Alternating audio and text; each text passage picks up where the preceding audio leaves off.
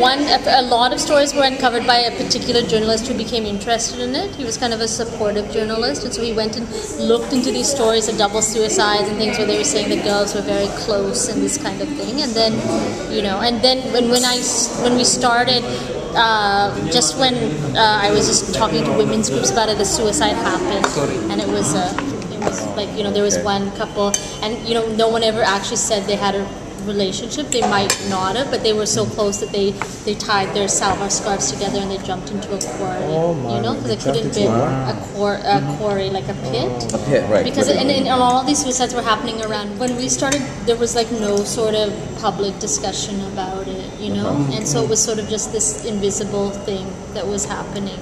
And so so I just started talking to different social groups and things, and so we made a project, so it was doing fact findings and starting a helpline, right? Right. And so then, we didn't, in the first year we didn't reach that many people, but we got a lot of sort of publicity because it was kind of a novel thing, and because there's so much kind of repression, like around sexuality generally, and so people were some people were very interested. I originally approached women's groups for support, and women's groups were not at that point interested in taking a public stand on that sort of issue, because even around heterosexuality they didn't feel it was something they could discuss in the public sphere, so then like lesbian sexuality was like, and so then we ended up doing things with sex workers movements and with HIV groups and that kind of thing, right? And then I guess after the first year, I had done this project with activists, and they didn't want to take funding after the first year because they have the politics around funding. So for many years we worked as an unfunded group, but during that time, that's when we started to get a lot of people through crisis intervention and stuff.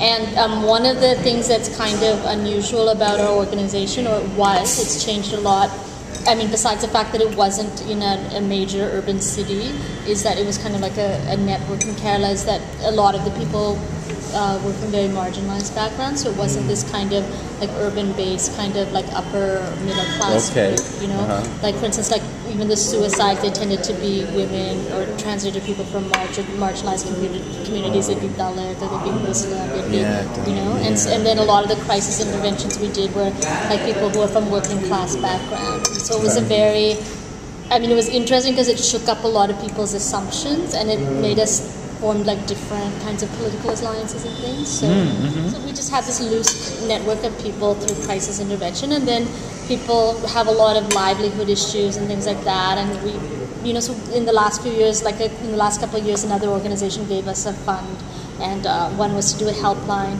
but we didn't have any salaries, and it was really hard for the community. And then this last one, we had some salaries in a small office space.